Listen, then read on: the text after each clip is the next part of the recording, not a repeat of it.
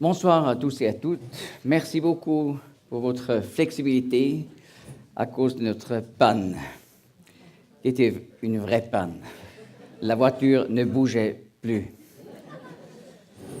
Eh bien, nous allons commencer ce soir le sujet du discours du Seigneur Jésus sur le mont des Oliviers. Donc, ça va répondre à la question « Vivons-nous vraiment au temps de la fin ?» Nous avons ici une vue du mont des Oliviers, vue depuis le mont du Temple. Et voilà, la flèche montre le sommet du mont des Oliviers.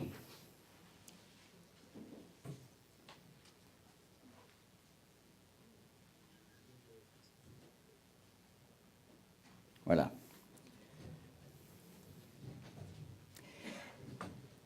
Nous avons, dans le Nouveau Testament, trois récits qui nous transmettent le discours du Seigneur Jésus sur le mont des Oliviers. Donc Matthieu 24, Marc 13, Luc 21. Voilà ces passages parallèles qui se complètent. Donc pour comprendre vraiment le discours du Seigneur, il faut voir tous ces trois chapitres ensemble.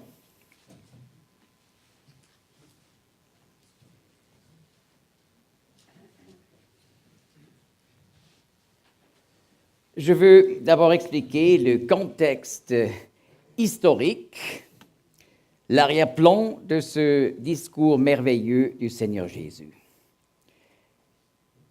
C'était mardi avant la crucifixion. Le Seigneur était tout au long de la journée dans le temple et il y a eu là de rudes controverses avec de nombreux adversaires. Et voilà, seulement dans l'évangile de Matthieu, ce mardi est décrit depuis Matthieu 21-23 jusqu'à la fin du chapitre 23. Et vous voyez là la description dans le temple. Après, le Seigneur est sorti pour aller sur le mont des Oliviers et il donne là son discours sur le mont des Oliviers et cela est écrit jusqu'à Matthieu 25. Vous voyez, tout cela pendant ce mardi. Comme ce jour joue un rôle important dans la description des évangiles.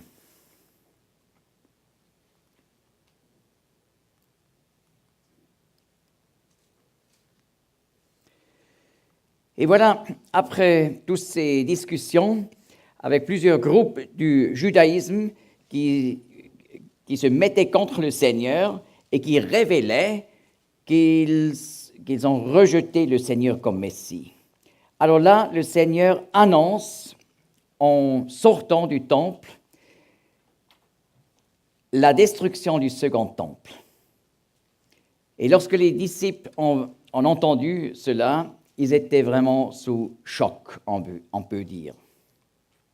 Mais le Seigneur, avec ses disciples, est allé vers le mont des Oliviers, d'où l'on a le plus beau panorama sur l'esplanade du temple, puisque le mont des Oliviers est un peu plus haut placé que le mont du temple.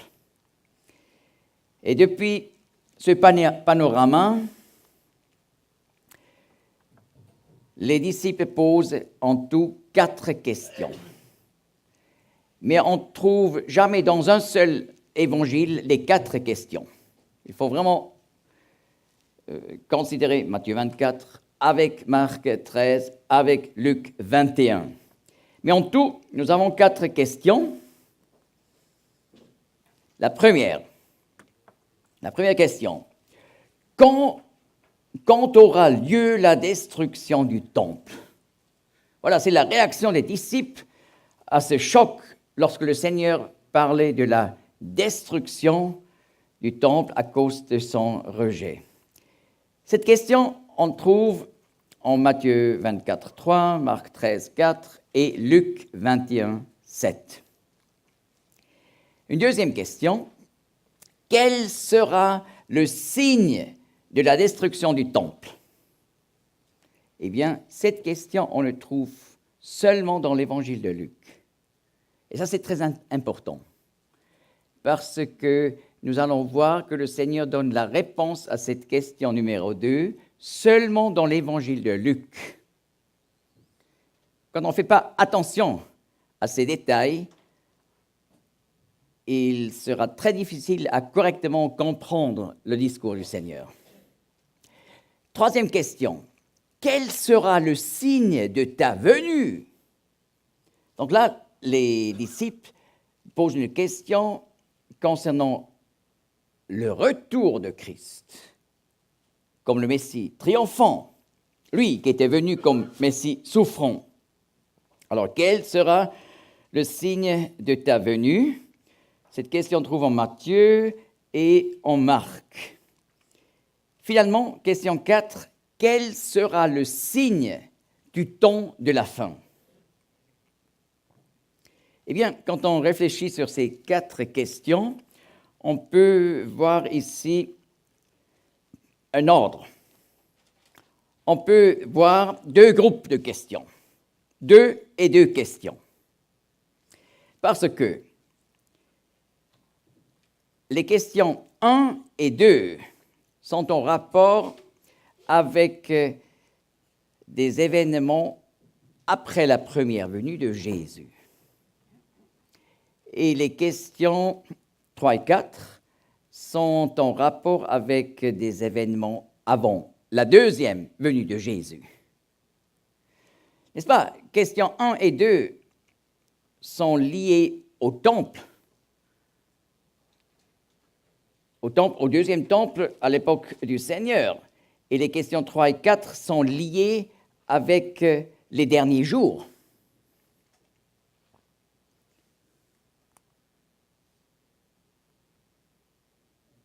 Voyez? On peut aussi dire les questions 1 et 2 sont liées avec l'époque qu'on peut appeler le début. Et les questions 3 et 4 sont liées avec l'époque qu'on peut appeler la fin. N'est-ce pas? Selon 1 Jean 1, le Seigneur Jésus est entré dans ce monde il y a 2000 ans. Et là, Jean dit ce qui était dès le commencement. Et ce commencement, en 1 Jean 1, n'est pas à confondre avec le commencement dans l'évangile de Jean. Au commencement était la parole. Et la parole était avec Dieu, etc. Alors, le commencement dans l'évangile de Jean, c'est le commencement de la création. Le commencement de Genèse 1:1. Et là, la parole ne fut pas, mais la parole était, puisqu'il est de l'éternité. Mais 1 Jean 1 parle de ce qui était dès le commencement, c'est le début, c'est le nouveau commencement depuis la venue du Sauveur. Et voilà, donc questions 1 et 2 sont en relation avec ce début, ce nouveau commencement par la venue du Messie. Mais les questions 3 et 4 sont liées avec la fin de cette longue période entre la première et la deuxième venue de Christ.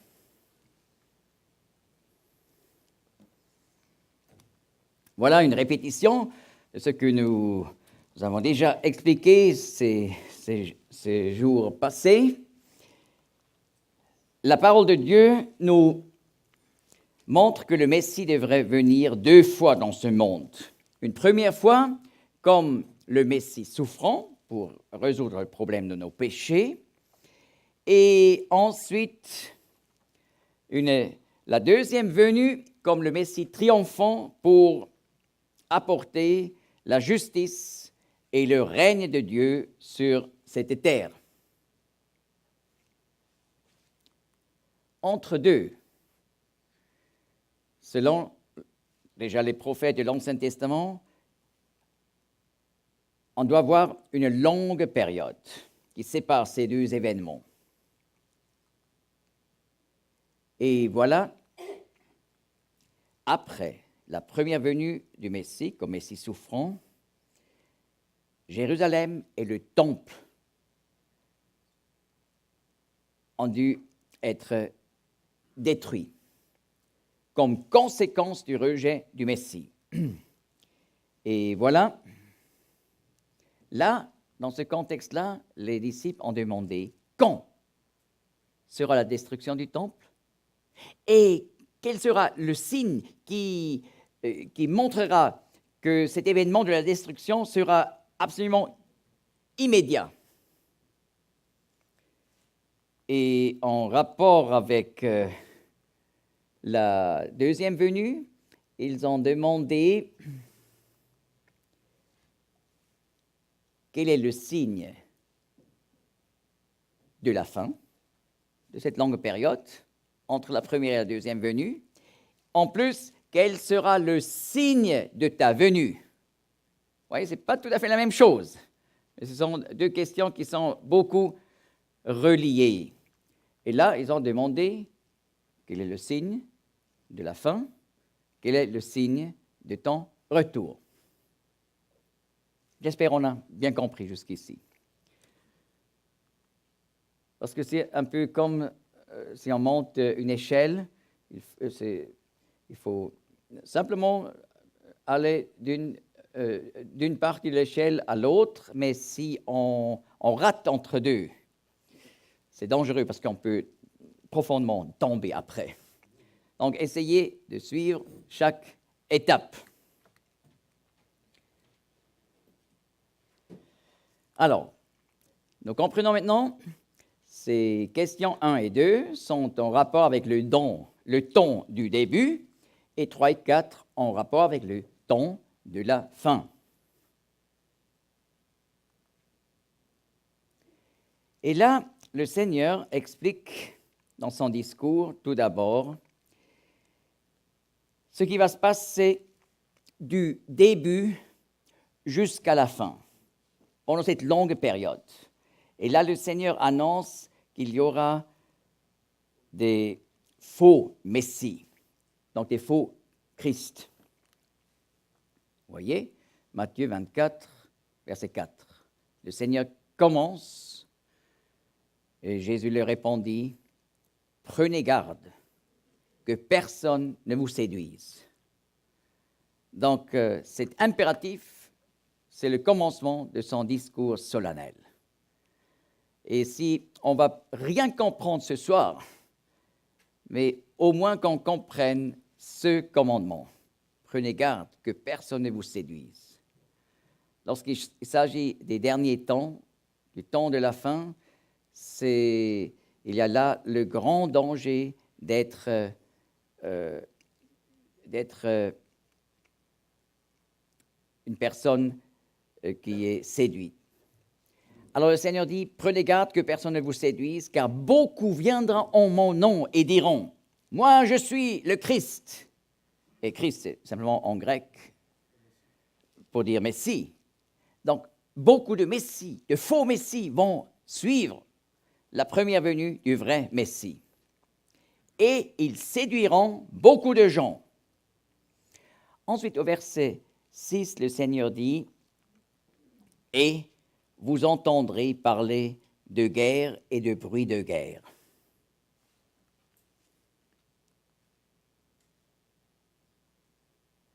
Vous voyez, et vous entendrez, il y a là un mot dans le texte original, un petit mot qui n'est pas traduit ici dans le texte, parce que c'est le mot « des ».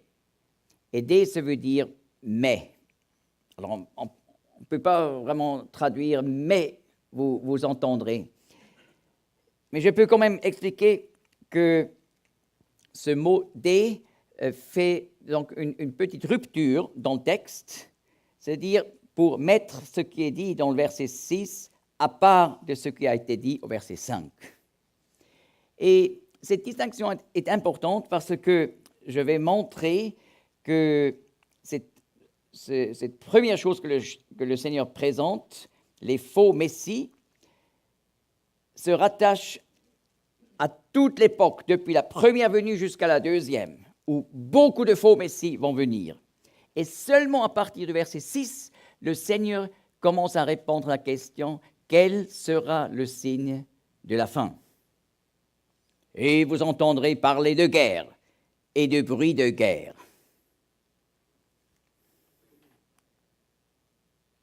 Et voilà, ici, je vous donne une liste de plus de 50 faux messies qui sont arrivés à travers les siècles, pendant les 2000 ans passés. Voyez, par exemple, je ne vais pas citer chaque personne ici, mais Teudas est arrivé vers 44 jusqu'à 46 après Jésus-Christ. Donc, quelques années après la venue du Seigneur, Teudas venait, un faux Messie. Ensuite, le Messie d'Égypte, entre 52 à 58. Ensuite, le prophète sans nom, 59. Ménachem, le Galiléen, vers 66. Jonathan, le Tisséron, après 70. Lucuas, 115. Ensuite, celui qui est très connu, Bar Kokhba. En hébreu, on dit Korpa. C'est fils de l'étoile. Vers 100 jusqu'à 135 après Jésus-Christ. D'ailleurs, je donne quelques notes en vue de quelques personnages importants. Bar Kokhba était un faux messie qui a séduit presque tout le judaïsme à l'époque. Et lui avait même encouragé à faire une deuxième révolte contre les Romains.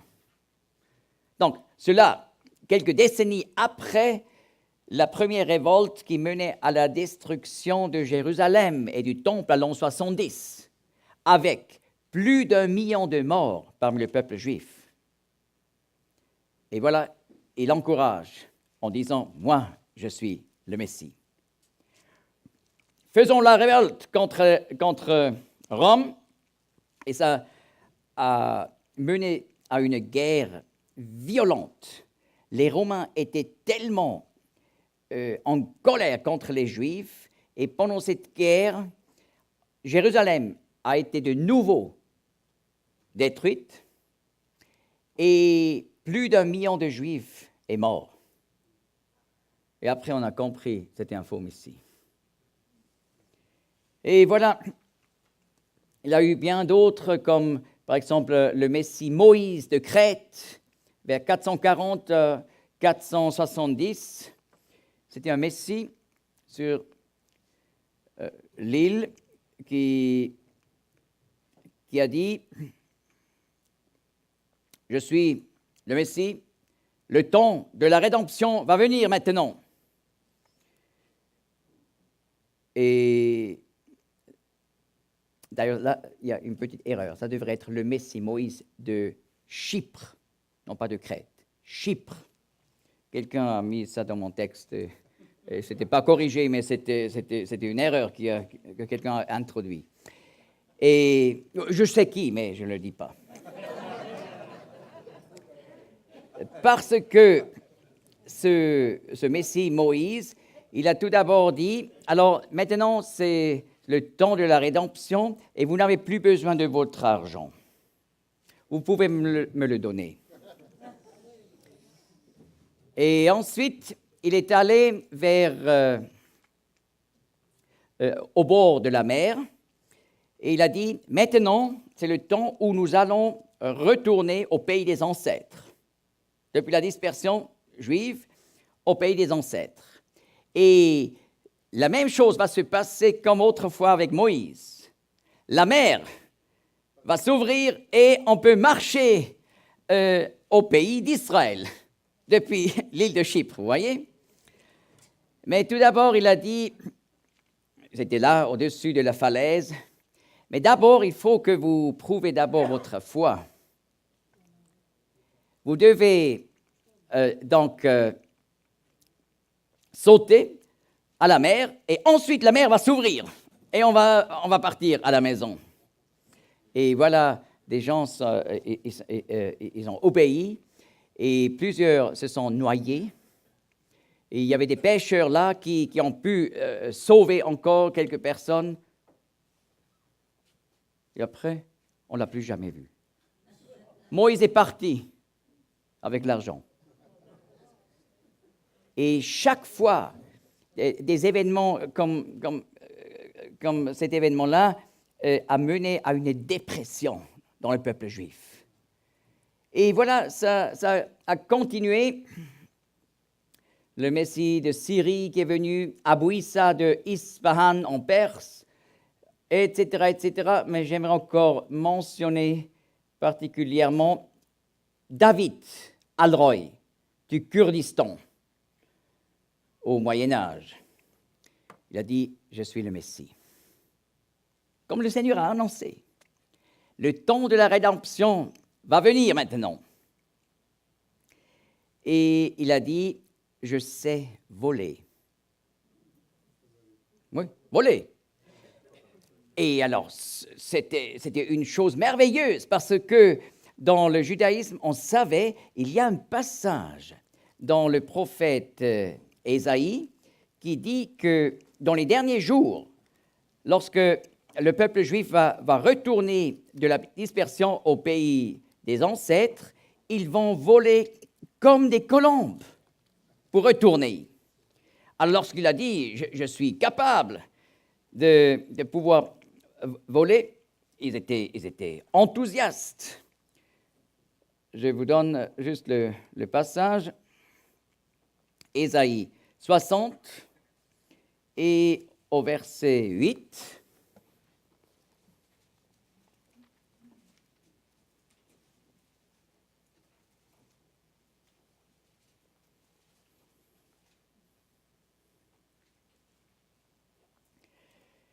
Qui sont ceux-ci qui volent comme une nuée et comme les colombes vers leur colombier?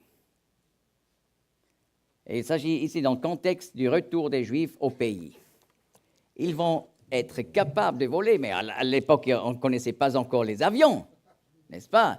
Dans notre époque, beaucoup de Juifs sont retournés avec des avions et ont accompli ce verset. Mais alors là, David est capable de voler, et il a prouvé. Pendant des nuits de la pleine, avec la pleine lune, il est sauté d'un arbre à l'autre. Tiens, il s'est volé.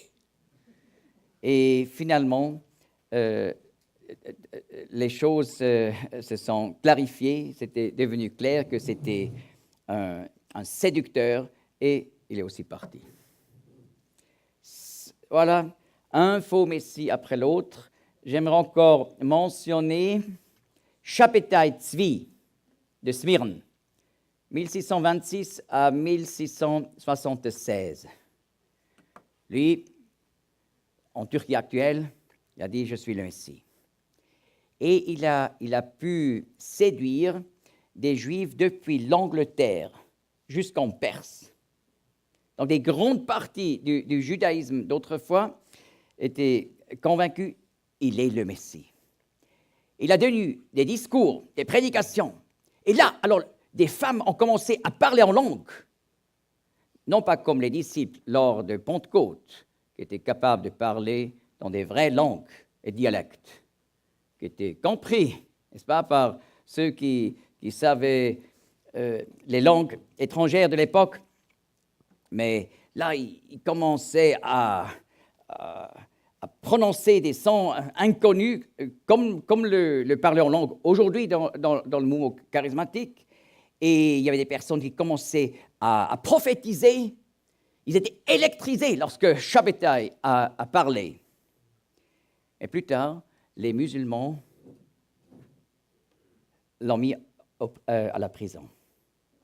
Et ils l'ont forcé à se convertir à l'islam.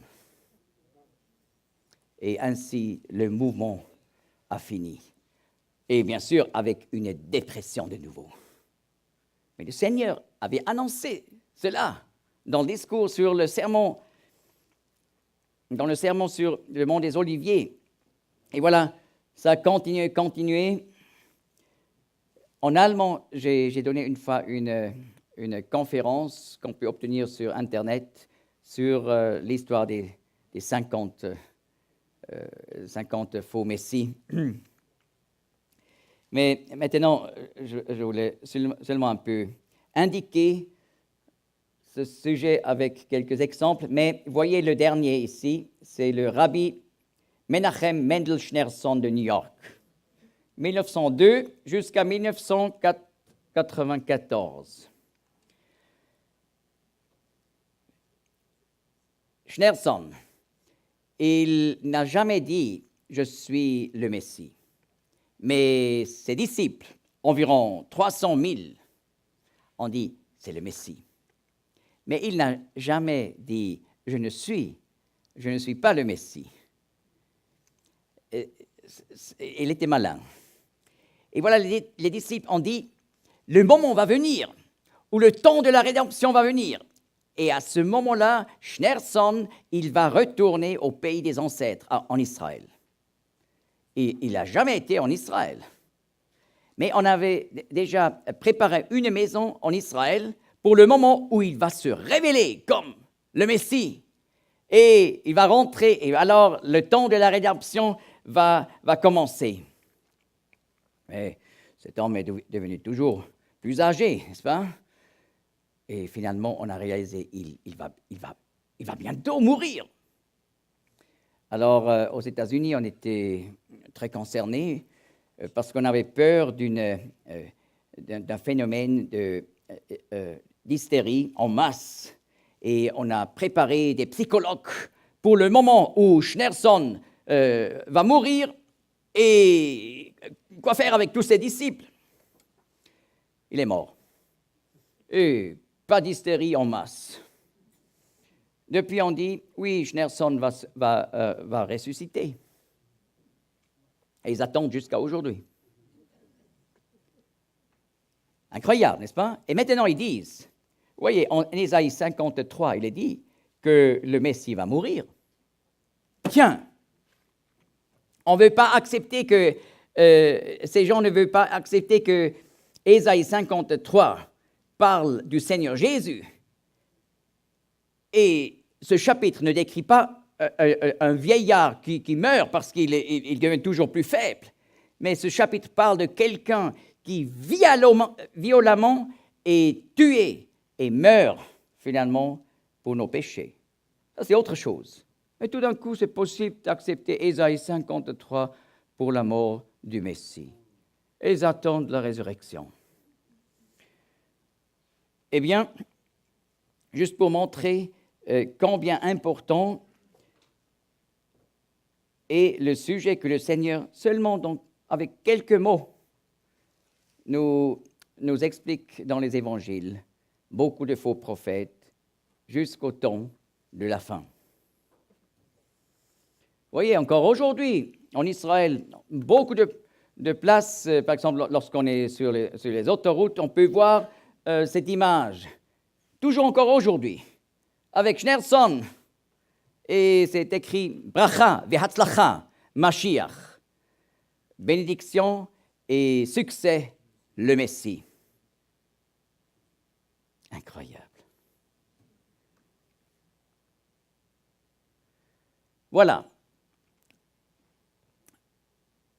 Le Seigneur donne donc la réponse à la question « Quel est le signe de ta venue en gloire ?»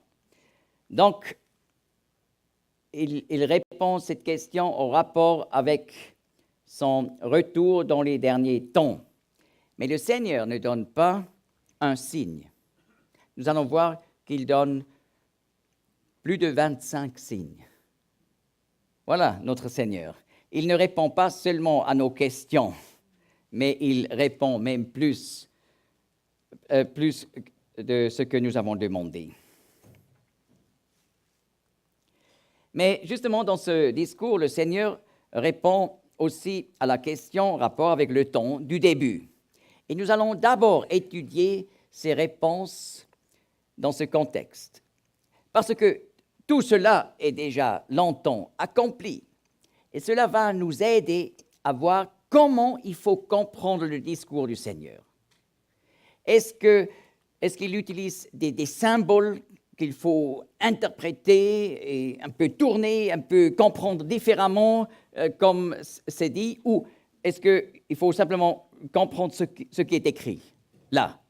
Et cela va nous aider pour savoir comment il faut comprendre ces réponses en rapport avec les derniers temps, n'est-ce pas? Alors ça, c'est un point très important pour nous. Alors, je lis Luc 21, 12. Mais je dois expliquer. Dans les versets avant, dans le texte, le Seigneur commence déjà à donner quelques signes des derniers temps.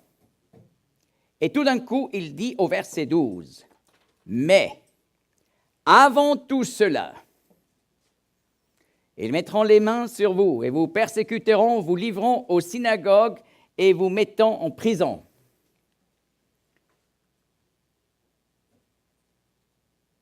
Et on vous mènera devant les rois et les gouverneurs à cause de mon nom. Cela vous donnera l'occasion de rendre témoignage. » Alors vous voyez, il faut faire attention à comprendre aussi les petits mots dans un texte. Les petits mots sont importants pour donner de la structure au texte. Alors le Seigneur s'arrête ici de parler des derniers jours, il dit « mais », en contraste.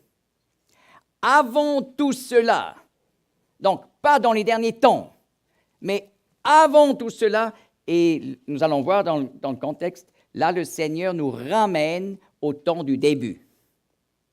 Et là, il répond à la question 1. Quand aura lieu la destruction du temple? Quel sera le signe de la destruction du temple? Et encore une remarque. Ces réponses-là, nous trouvons seulement dans l'évangile de Luc. Il ne faut pas les chercher en Matthieu, mais dans l'évangile de Luc. En Marc, il y a juste une petite indication. Mais là, le Seigneur clairement explique la réponse à ces deux questions. Alors le Seigneur dit, il y aura une persécution. Ils seront livrés aux synagogues. Là, on comprend, il s'agit ici d'une persécution juive des disciples du Seigneur Jésus. Et on va les mettre à la prison et ils auront l'occasion pour rendre témoignage pour le Seigneur Jésus. Eh bien, à l'an 32, voilà la crucifixion du Messie Jésus. Et quelques semaines après, le Seigneur ayant été ressuscité le 3e jour, voilà, depuis Pentecôte, les disciples du Seigneur commencent à rendre témoignage. Mais là, si vous lisez Actes 2, 3, 4, 5, on voit comme les apôtres sont arrêtés. Et on les met devant les cours juifs et on les met à la prison. Voilà une persécution des Juifs chrétiens par le judaïsme. Il faut lire en fait Acte 3 jusqu'au chapitre 8. Et finalement, une année après Pentecôte, voilà le meurtre d'Étienne et une terrible persécution contre l'Église primitive de Jérusalem. Acte 7. Et il faut encore ajouter, dans le passage parallèle, Marc 13, verset 9, le Seigneur dit « On vous mettra devant les Sanhédrins. Et voilà, justement dans ces chapitres du livre des Actes, on voit comme, par exemple, les 12 apôtres, et une fois Pierre et Jean, ont été devant la cour suprême du Sanhédrin à Jérusalem. Mais le texte nous dit « Et on vous mènera devant les rois et les gouverneurs ». Mais jusqu'à Acte 8, on ne voit jamais que les disciples étaient devant un gouverneur, n'est-ce pas? Mais on a au moins vu comme les lignes juste avant se sont livrées. Ils mettront les mains sur vous, vous persécuteront, vous livreront aux synagogues et vous mettront en prison. Mais quand est-ce que les disciples étaient devant un gouverneur? Eh bien, il faut continuer à lire le premier livre de l'histoire de l'Église. Mais un livre inspiré, le livre des Actes. En Acte 23, à l'an 58, nous voyons comme Paul était devant le gouverneur Félix. Vous voyez, ici, là, le Seigneur répond à la question « Quand aura lieu la destruction du temple ?» Il montre, d'abord, il faut cette persécution juive, il faut qu'on vous mette devant les gouverneurs, mais au pluriel.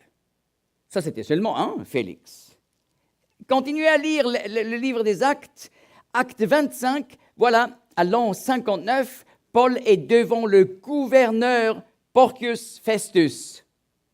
Maintenant, le pluriel est accompli.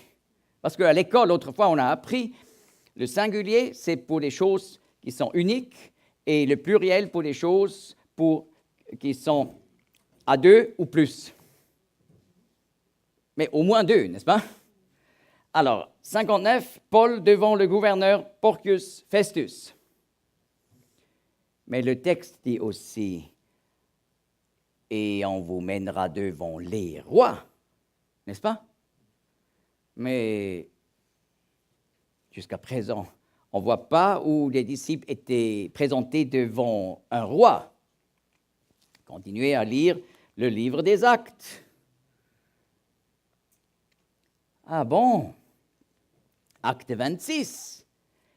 À l'an 60, Paul était devant le roi Agrippa et il a donné un merveilleux témoignage. Comme autrefois, par exemple, Jean et Pierre ont donné des témoignages devant le Sanhédrin, n'est-ce pas? Actes 4 et 5. Et Étienne, un merveilleux message il a tenu comme discours devant le Sanhédrin en Acte 7. D'ailleurs, 5% du livre des Actes est dédié à ce témoignage d'Étienne, qui était un message fantastique, avec tant d'allusions. Quand on réalise une fois ce qu'il a dit, avec toutes ces allusions, c'est merveilleux. On trouve des trésors là-dedans. Mais là, le Seigneur dit, on vous mènera devant les rois. Alors, Paul devant Agrippa, Acte 26, donne son témoignage. Mais c'est seulement un roi. Eh bien, il faut continuer à lire le livre des Actes. Voilà, finalement, Paul est amené devant l'empereur Néron, qui était comme empereur le roi sur tous les rois de l'Empire romain. Et voilà, le livre des Actes finit avec les 2 ans de Paul à Rome, où il devait attendre jusqu'à ce que les accusateurs venaient depuis Israël. Mais finalement, ils ne sont pas arrivés. Il y avait une loi romaine qui disait, si après 2 ans, les accusateurs ne sont pas arrivés, on doit relâcher l'accusé. Et voilà, tout à la fin, Paul a dû se présenter devant l'empereur Néron, il a été relâché. Plus tard, on l'a de nouveau mis à la prison et ce même Néron l'a tué. à l'an 66-67. Mais là, nous avons donc l'époque où c'est des prophéties, on vous mènera devant les rois, c'est accompli. Le purée est accompli. On est à l'an 62. Vous voyez, on s'approche au temps de la destruction de Jérusalem. Mais il faut quand même comprendre, il faut vraiment considérer chaque mot que le Seigneur exprime. Il n'utilise pas beaucoup de mots, mais chaque mot, même si c'est un singulier ou un pluriel, a une signification profonde, n'est-ce pas? Eh bien, ensuite, le Seigneur dit en Luc 21, 20, « Quand vous verrez Jérusalem environnée d'armées, sachez alors que sa désolation est proche. Alors que ceux qui sont en Judée s'enfuient dans les montagnes, que ceux qui sont au milieu de Jérusalem s'en retirent, et que ceux qui sont dans les campagnes n'entrent pas dans la ville, car ce sont là des jours de vengeance. » Maintenant, le Seigneur répond également à la deuxième question. Quel sera le signe de la destruction immédiate du temple? Il faut que j'explique l'accomplissement et son arrière-plan. En 66, il y a eu une révolte spontanée des Juifs en Galilée contre les Romains. Cela à cause du dernier gouverneur romain à Jérusalem qui voulait piller les trésors du temple. Et voilà, c'était trop. Un soulèvement des Juifs contre Rome, et au début, ils avaient des succès énormes contre les légions romaines. Et alors, Rome a dû envoyer toujours plus de soldats en Israël. Finalement, un dixième de tous les légions de l'Empire romain jusqu'en Angleterre a été envoyé en Israël pour abattre cette révolte juive. Et finalement, les Romains étaient capables de reconquérir la Galilée. Ils ont aussi conquis la Judée au sud, aussi les territoires juifs en Jordanie actuelle. Et finalement, l'armée est arrivée au long de la mer Morte. Et avant de passer à Qumran, les gens de Qumran ont réalisé la fin est arrivée de notre communauté. Et ils ont pris les rouleaux à la bibliothèque, là où ils habitaient, sur le plateau, vers la mer Morte, et ils les ont mis dans les cavernes pour les protéger. C'est pour ça, ces rouleaux ont été dans ces cavernes jusqu'au XXe siècle. Mais dans la suite, c'était l'an 68, l'armée est arrivée, ils ont brûlé donc Qumran complètement, on a trouvé les cendres, et voilà les monnaies qu'on a trouvées en dessous des cendres. La plus jeune était de 68. C'est pour ça qu'on peut facilement dater cet événement, 68. Et ensuite, la légion est montée à travers le désert pour aller à Jérusalem. Comme point culminant de la guerre, on voulait faire la conquête de la capitale juive, Jérusalem. Et voilà, les légions sont arrivées et ils ont construit les camps d'armée autour de Jérusalem. 68. Et voilà, c'est écrit comme ça. Luc 21, 20. Quand vous verrez Jérusalem environnée d'armées, ou littéralement de camps d'armées, sachez alors que sa désolation est proche. Alors, le Seigneur répond à ces questions des disciples. Quand? Quel sera le signe? Le signe, les camps d'armées autour de Jérusalem. Et à ce moment-là, l'empereur Néron commet suicide. Et c'était un choc pour l'Empire romain. Qui va suivre Néron? C'est pour ça, Vespasien, le général des légions en Israël, il a arrêté la guerre. Lui, il voulait devenir le prochain empereur. Et il est allé à Rome. Et voilà, et Néron s'est suicidé, et c'était sans aucun doute un jugement de Dieu. Parce que juste avant, vers 66-67, il a décapité par l'épée l'apôtre Paul, l'apôtre pour les nations. Et il a crucifié Pierre, l'apôtre pour Israël, avec les autres 11 apôtres pour les 12 tribus. Et voilà, l'an prochain, Dieu laisse tomber Néron. Il se suicide. Donc on voit un suicide peut être un jugement de Dieu.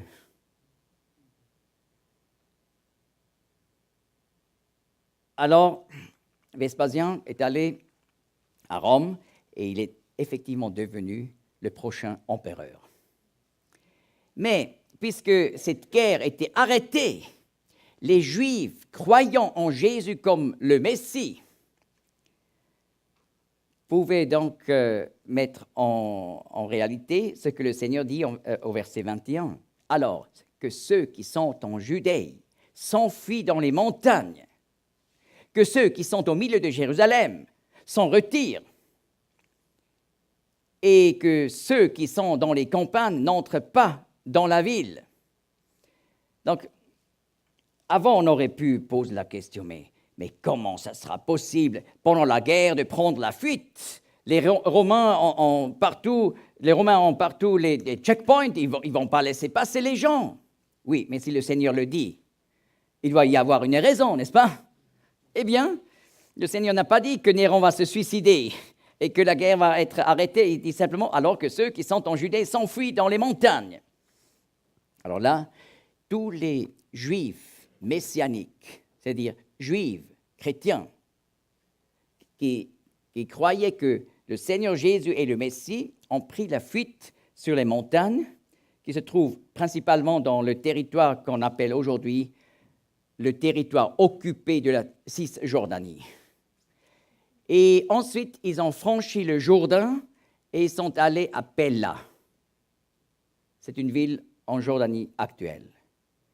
Et là, le roi Agrippe II, c'est ce roi devant lequel Paul a donné ce témoignage en Acte 26. Malheureusement, il n'est pas devenu un chrétien par cela. Il a simplement dit pour se moquer, il faut encore très peu et je vais devenir un chrétien. Malheureusement, il s'est moqué de Paul, mais il a compris après ce discours, cet homme n'a pas mérité la mort.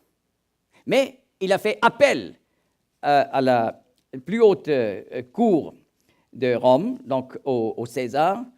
Il doit aller vers César.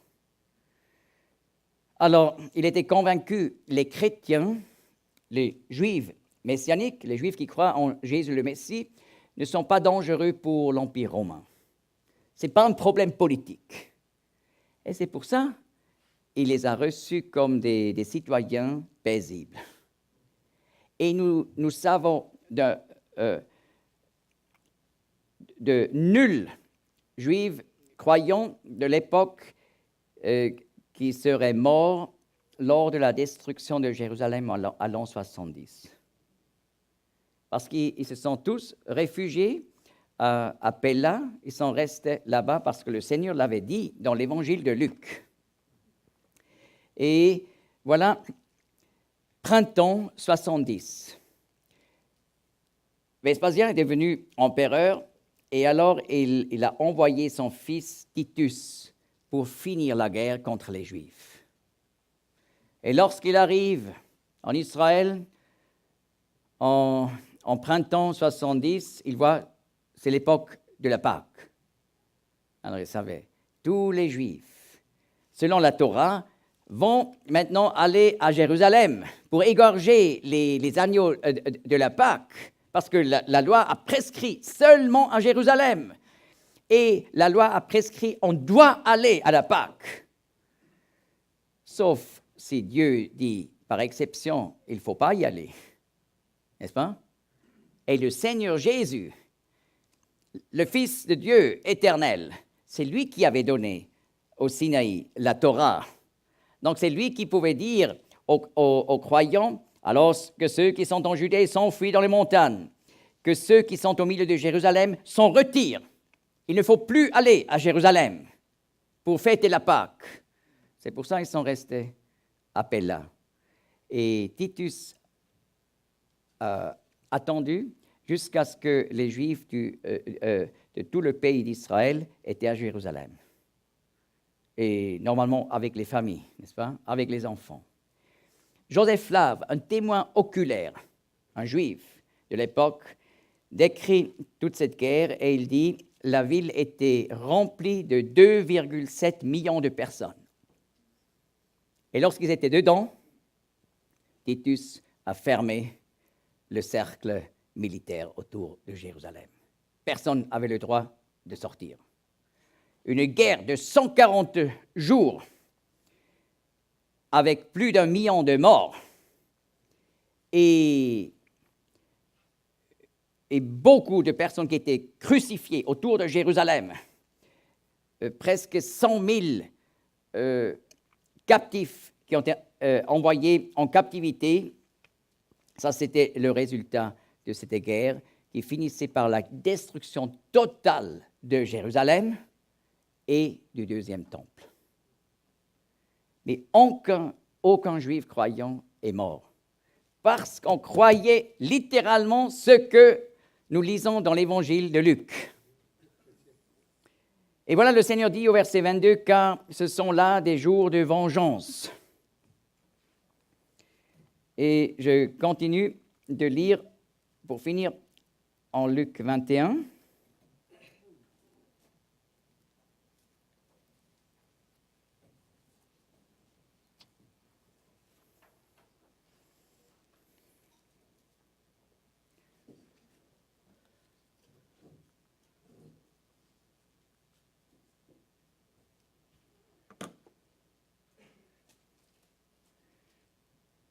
Luc 21, 22, « Car ce sont là des jours de vengeance, afin que toutes les choses qui sont écrites soient accomplies. Mais malheur à celles qui sont enceintes et à celles qui allaitent en ces jours-là. » Puisque c'est tellement difficile pour prendre une fuite, n'est-ce pas, lorsqu'on a des tout petits bébés ou quand on est enceinte. « Car il y aura une grande détresse sur le pays, et de la colère contre ce peuple, et ils tomberont sous le tranchant de l'épée et seront menés captifs parmi toutes les nations. Et Jérusalem sera foulée aux pieds par les nations jusqu'à ce que les temps des nations soient accomplis. » Voilà, le Seigneur décrit les événements de l'an 70. Cette catastrophe qui s'est accomplie à l'époque et qui a mené à une dispersion mondiale du peuple juif. Comme le Seigneur dit ici, et ils seront menés captifs parmi toutes les nations. Et voilà, Jérusalem, à travers les siècles, était toujours dans les mains des non-juifs. Et le Seigneur dit, et Jérusalem sera foulée aux pieds par les nations. Mais pas pour toujours. Jusqu'à ce que les temps des nations soient accomplis. Le terme « les temps des nations » désigne dans la parole cette époque jusqu'à ce que le Messie va venir pour remplacer les royaumes des nations par le royaume de Dieu, le millénium.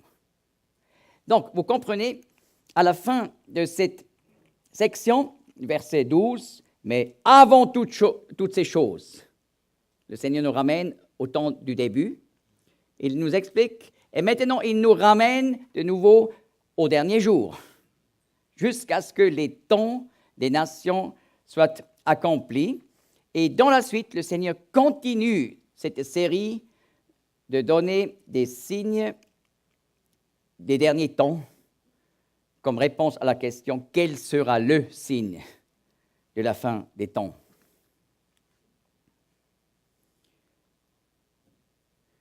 Alors, vous voyez, le Seigneur est venu comme Messie souffrant et comme suite, comme le Seigneur l'annonce en Luc 21, le peuple juif sera dispersé parmi toutes les nations. Mais ils seront amenés captifs parmi toutes les nations.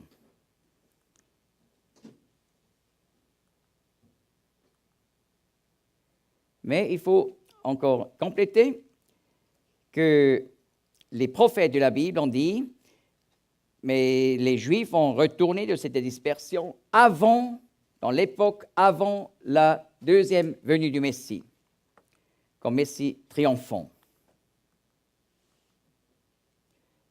Pour montrer cela que le retour doit se faire dans les derniers jours, nous lisons juste encore en Ézéchiel 38, verset 8. Là, nous lisons d'une nation qui va, dans les derniers jours, c'est encore futur pour nous, attaquer Israël. Mais voilà comme c'est dit. Dieu parle à cette nation, à cet ennemi d'Israël des derniers jours. À la fin des années, tu viendras dans le pays délivré de l'épée. Donc le terme « à la fin des années », c'est une expression de l'Ancien Testament pour dire « à la fin des jours », le temps de la fin. À la fin des années, tu viendras dans le pays délivré de l'épée et rassemblé d'entre beaucoup de peuples sur les montagnes d'Israël, qui ont été une désolation perpétuelle, vers ceux qui sont sortis d'entre les peuples. Voilà, donc cet ennemi va venir depuis le nord extrême contre Israël, dans une époque où, justement, les Juifs sont retournés au pays, où ils habitent de nouveau sur les montagnes d'Israël. Et la plupart des montagnes d'Israël se trouvent d'ailleurs dans le territoire dit occupé de la Cisjordanie. Et Israël a fait la conquête de ces montagnes pendant la guerre des 6 jours. Et c'est pour ça qu'on a commencé à construire tant de colonies sur ces montagnes. Mais selon la parole, nous savons, c'est à la fin des années, c'est à la fin du temps. Donc, c'est un signe qui est clairement expliqué déjà dans l'Ancien Testament, que les Juifs vont retourner. Et maintenant, le Seigneur, dans son discours sur le mont des Oliviers, il parle également du temps de la fin, mais il donne une série de plus de 25 signes que nous ne trouvons pas de cette manière dans l'Ancien Testament. Alors, ça va compléter ce que nous venons de voir ces jours-là, surtout à partir de l'Ancien Testament, par ces prophéties nouveau-testamentaires du Seigneur lui-même. Les Juifs ont commencé à retourner, je le répète, maintenant tout le monde le sait par cœur, depuis 1882, moment de la première immigration massive de Juifs vers le pays des ancêtres. Et nous avons vu ce retour des Juifs jusqu'à aujourd'hui a amené environ 3 millions de Juifs du monde entier. Je m'arrête maintenant ici et nous allons continuer demain. C'est correct, l'horaire prévu?